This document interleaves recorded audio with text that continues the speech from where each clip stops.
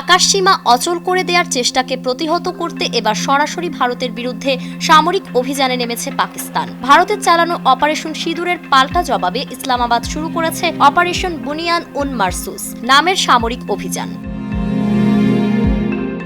পাকিস্তানের স্থানীয় গণমাধ্যমগুলো দাবি করছে, এই অভিযানে ভারতের উধমপুর ও পাঠানকোট বিমান ঘাঁটি ক্ষেপণাস্ত্রের হামলায় ধ্বংস হয়েছে। এছাড়াও শীর্ষা এয়ারফিল্ড এবং রাজৌরির মিলিটারি ইন্টেলিজেন্স কেন্দ্রেও হামলার খবর দিয়েছে পাকিস্তানের প্রতিরক্ষা সূত্র।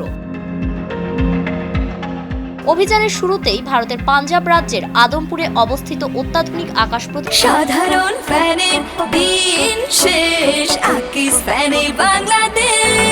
ব্যবস্থা S-400 ধ্বংসের দাবি করেছে পাকিস্তান। দেশটির নিরাপত্তা বাহিনীর দাবি অনুযায়ী এই প্রতিশোধমূলক হামলায় হাইপারসনিক ক্ষেপণাস্ত্র ও JF-17 থান্ডার যুদ্ধবিমান ব্যবহার করেছে পাকিস্তান। তবে প্রশ্ন উঠছে, পাকিস্তানের অপারেশনের নাম কেন বুনিয়ান উন মারসুস?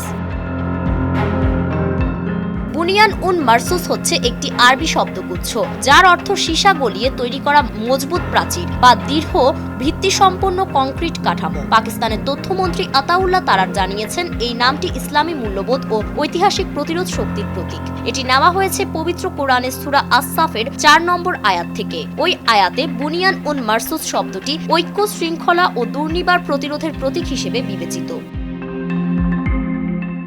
9 মে মধ্যরাত থেকে শনিবার ভোর পর্যন্ত পাকিস্তানি বাহিনী ভারতের বারামুলা থেকে ভুজ পর্যন্ত বিস্তৃত এলাকায় টার্গেট নির্ভর হামলা চালিয়েছে। পাকিস্তানের সেনাবাহিনীর জনসংযোগ বিভাগ এবং রাষ্ট্রীয় টেলিভিশনের দাবি অনুযায়ী ভারত প্রথমে নতুন করে 3টি পাকিস্তানি বিমান ঘাঁটিতে ক্ষেপণাস্ত্র হামলা চালায়। তারই জবাবে ইসলামাবাদ চালায় এই পাল্টা হামলা। বর্তমানে দুই দেশের মধ্যে উত্তেজনা চরমে। আকাশসীমা ও সামরিক ঘাঁটি লক্ষ্য করে চলমান এই আক্রমণ পাল্টা আক্রমণ দক্ষিণ এশিয়ায় নতুন করে উদ্বেগের জন্ম দিয়েছে।